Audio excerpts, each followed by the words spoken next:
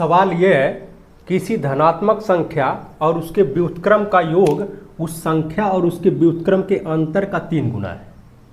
कोई एक संख्या है और उसका व्युत्क्रम अगर उनको जोड़ा जाए तो अगर कोई संख्या है या उसके व्युत्क्रम को घटाया जाए तो उसका 3 गुना मिलता है। नहीं समझ में आया? फिर से समझाते हैं।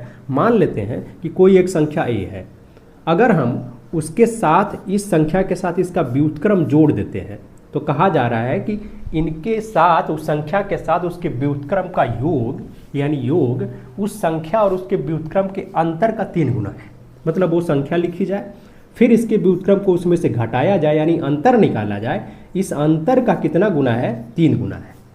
यही है समीकरण हमारे पास। जब ये समीकरण बन गया तो आसानी से a का मान निकाल लेना है हमको। a की वैल्यू यहाँ से आ जाएगी और यही आंसर हो जाएगा। ऑप्शन हमारे पास है। ठीक है, अब क्या करते हैं, यहाँ पर ये जो 3 दिखाई दे रहा है इसका गुणा तो इसमें करना पड़ेगा। ठीक है, और इसके पहले एक काम करते हैं, यहाँ पर एलसीएम भी ले लेते चलते हैं। तो यहाँ देखें, इसका जब एलसीएम लेंगे यहाँ 1 लिखेंगे और a नीचे आएगा और उसके बाद 1 से भाग करेंगे इसमें तो 1 बार आ जाएगा और इस a में हमें क्या करना पड़ेगा? a से मल्टीप्लाई करना पड़ेगा। फिर a यहाँ पर है, a से डिवाइड करेंगे 1 टाइम्स जाएगा, 1 में 1 से गुणा करेंगे तो फिर 1 ही आएगा यहाँ पर।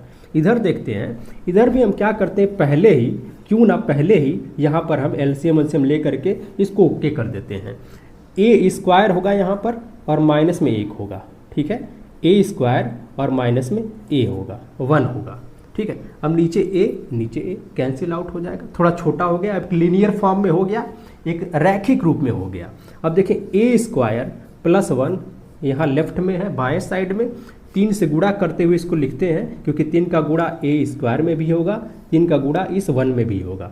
तो 3a स्क्वायर माइनस लगाएं क्योंकि बीच में माइनस है, 3 का गुणा 1 में करेंगे तो फिर 3 आएगा। ठीक है, अब क्या करते हैं, जो a स्क्वायर है और यहाँ a स्क्वायर है, समान प्रकार की टर्म है, पद है, तो इनको एक साथ करते हैं। a स्क्वायर को ले जाते हैं इधर में और 3a स्क्वायर में से a स्क्वायर घटाएंगे तो 2a स्क्वायर आ जाएगा। इस 3 को -3 को इधर लेकर के जाते हैं, 1 पहले से है और -3 इधर जा करके +3 हो जाएगा, 3 और 1 मिलकर के 4 हो जाएंगे।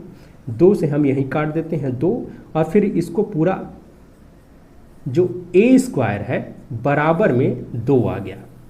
क्या हम इसको उल्टा करके नहीं लिख सकते? लिख सकते भाई, जब a बराबर b है तो b बराबर a भी लिख सकते हैं। a स्क्वायर बराबर में 2 आ गया, लेकिन हमें चाहिए a स्क्वायर थोड़ी ना चाहिए, हमें वो संख्या चाहिए। ठीक है, वो संख्या जो हमने सपोज किया है कि वो a है उसकी वैल्यू चाहिए। क्या करें, दोनों तरफ स्क्वायर रूट ले लेते हैं। इधर a बचेगा, इधर कितना बचेगा, इधर √2 आ गया भैया, यानी यही आंसर है। ऑप्शन सी वाला यहाँ पर आंसर होगा और यही उत्तर होगा इस सवाल का।